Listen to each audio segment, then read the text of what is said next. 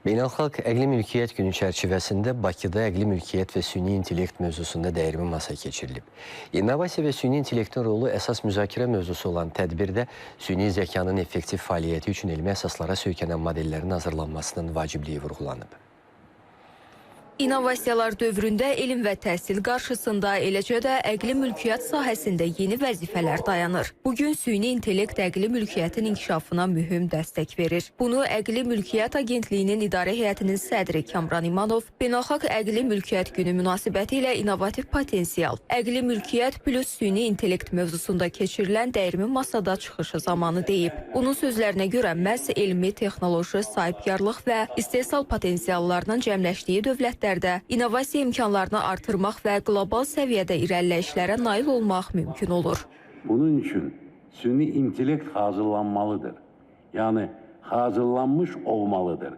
Əvvəlcə də qeyd olunan amillərin empirik və ekspert təhlilindən irəli gələn mürəkkəb qarşılıqlı təsirinin arzu olunan formasını əks etdirən müəyyən etalon, normativ modelə malik olmalıdır. Yəni, süni intellekt biz quran modellərə əsaslanmalıdır. O qaydada işləyərək özü də müəyyən nəticələrə gələ bilər. Prezident Administrasiyasının İqtisadi Siyasət və Sənaye Məsələləri şöbəsinin sektor müdiri Vüsal Şıxəliyev qeyd edib ki, Azərbaycanda innovasiyaya giriş və çıxışın balanslı təmini ilə bağlı düşünmək lazımdır. Onun sözlərinə görə innovasiya və süni intellekt sahəsində görülən işlərin əsas nəticə yönümlü fəaliyyətinin təşkili bilavasitə düzgün koordinasiya və institusional yanaşmadan asılıdır. İnnovasiyaya giriş üzrə ölkəmizin mövqeyi kifayət qədər irəlidədir. Amma innovasiya çıxışı, yəni innovativ məhsulların yaradılması nəticə üzrə bizim ciddi potensialımız var. Mən düşünürəm ki, biz hər birimiz müvafiq əlaqələndirmə və koordinasiya ilə artıq imkan və potensialı biz iqtisadi dəyərə çevirə bilərik və yaradılmış bu innovativ məhsulların kommersiyalaşdırılması istiqamətində də addımlar atmalıyıq ki, bu son nəticədə beynəlxalq reytinqlərdə özünü təsir etsin. Çünki bu reytinqlər özü ölkənin bir barometr olaraq ölkənin innovativ sahədə inkişafının bir təcəssümüdür, göstəricisidir.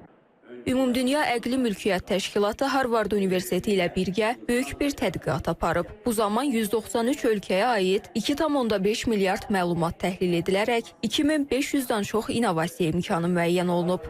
Verilən məlumata əsasən ölkələrin yalnız 10%, fikir verin, yalnız 10% öz texnoloji potensialını reallaşdırır, innovasiya imkanlarını reallaşdırır. Bu da ildə təxminən 339 min texnoloji innovasiyaları bərabərdir. Yəni, həyata keçirilməmiş, potensialda olan innovasiyalarla bağlıdır. Bu fakt tədqiqatın aktuallığını xüsusilə vurğulayır. Tədbirdə süni intellektin bir çox sahələrə təsirinə dair geniş müzakirələr aparılıb. Ləman Bayramlı, Namiq Ağayev, İTV Xəbər.